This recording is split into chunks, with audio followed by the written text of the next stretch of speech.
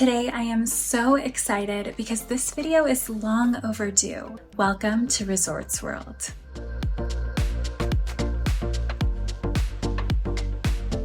I cannot believe that it's been 3 years since this place opened and things have really changed around here. A lot of places have come and gone and the overall vibe of the hotel is completely different. In a good way. Maybe that's why they started charging for parking. If you're not familiar with Resorts World, it's one of the newer mega resorts on the Strip. We are located around the northern part of the Strip, which seems to really be coming to life after several years of being somewhat neglected, especially with the whole Fontainebleau drama and the construction that took 50 years. Now there's just so much more going on here, and Resorts World is a main attraction.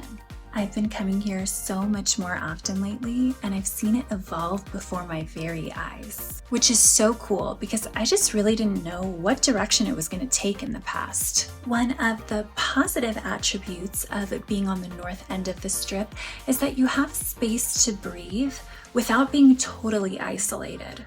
Personally, if I didn't live here and I was just visiting, I wouldn't want to be in the areas where it's a battle to simply walk through and get to your room. This is not at all like some of the resorts' center strip. Before Fontainebleau opened its doors, you had limited places to walk from Resorts World, making it somewhat unwalkable. I mean, unless you wanted to walk to Circus Circus. But who would want to do that? Considering our extreme weather here in Vegas, you don't want to be outside walking for too long in 110-degree heat. However, now there's Fontainebleau just a few steps away, and on a summer night, you can easily walk to win an encore. So you have that trifecta of these higher-end resorts. I'm gonna be honest here, I wasn't the biggest fan of Resorts World when they first opened. My first time visiting here was in 2022, after all of the excitement of the grand opening had officially died down. At that point, it just seemed to be a misshaped puzzle piece on the Strip. But now, this is the place to be. Resorts World is always hosting something. There are constant events year-round, and it's become one of the best destinations in Las Vegas. Let me give you a tour of the place. So this is where you enter from the parking garage, and as you can see, there's the casino floor. I love how big this property is. Over here, you have the Resorts World Theater, which has hosted so many household names. I've been to several comedy shows here. It's great. There's a lot to see. Surrounding the casino floor, you have many dining options. Resorts World has a ton of great restaurants from casual to fine dining. And then of course you have the famous Foods Street Eats, which has a ton of Pan-Asian options along with some other random eateries. If you walk across and go through these big glass doors, there's some additional outdoor seating as well. I love grabbing some coffee from the Starbucks on the main floor and heading out here to just sit and enjoy it on some mornings if it's not too hot. If you're coming here for the food, this place will not disappoint. There's something for everyone. I love all the artwork around the property. There's something new to see every few steps you go.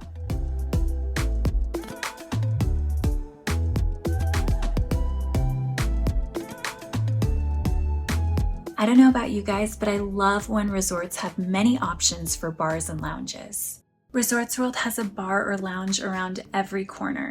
Gatsby's is one of my favorites.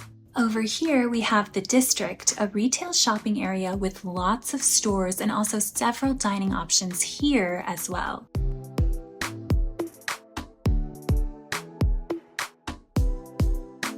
They have a mini Sphere here. Earlier, I watched it for a bit to see what they were advertising. They have a bunch of upcoming shows and events they display on here, so you're in the know. And then the club is right over here at the end.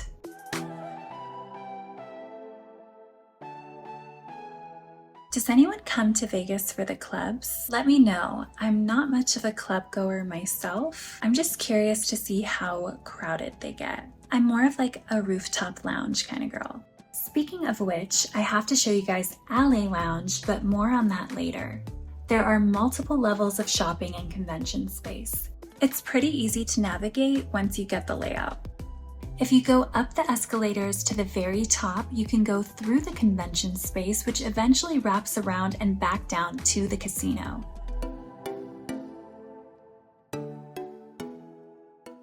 Resorts World is comprised of 3 different hotel tiers: Hilton, Conrad, and Crockford's. Eventually, I want to stay at all of them, but today we booked the Hilton Basic Room. Hilton is relatively cheaper than Crockford's, and you have Conrad as a nice mid-tier experience.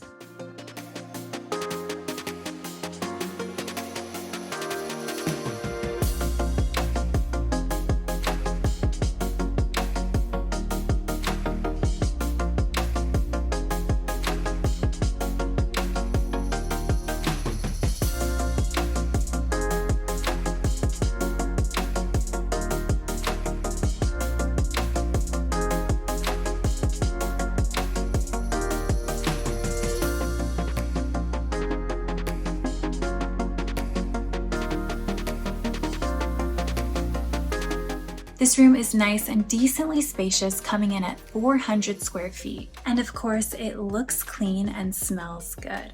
You guys know I like to do blacklight tests at these hotels, and even though this hotel is only 3 years old, I still think it's only fair if we do all hotels and not just hotels like Oyo.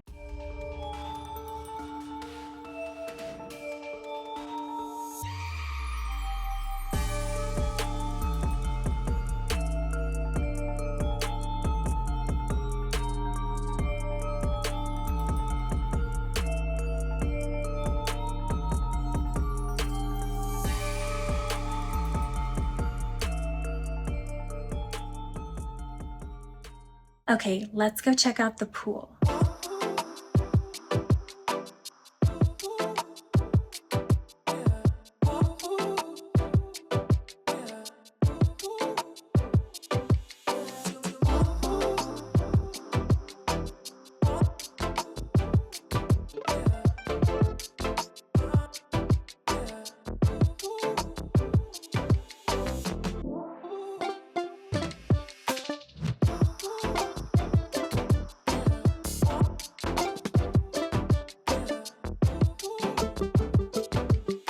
There's something for everyone at this pool.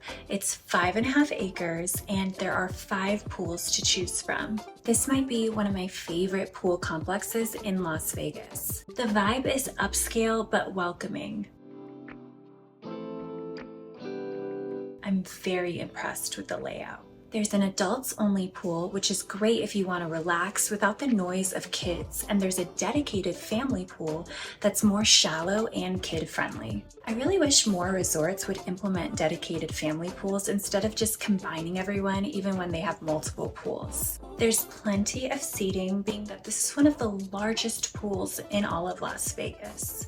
Overall, the pool is amazing and I definitely think it's worth a visit.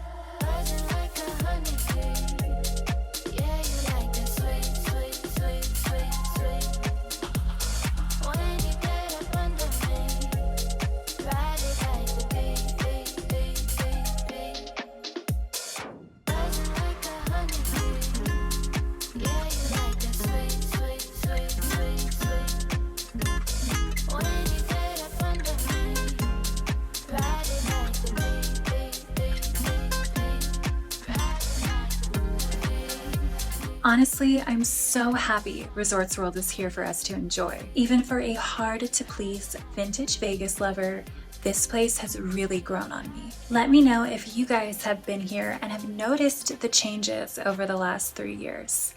Thanks so much for watching, and until next time, bye!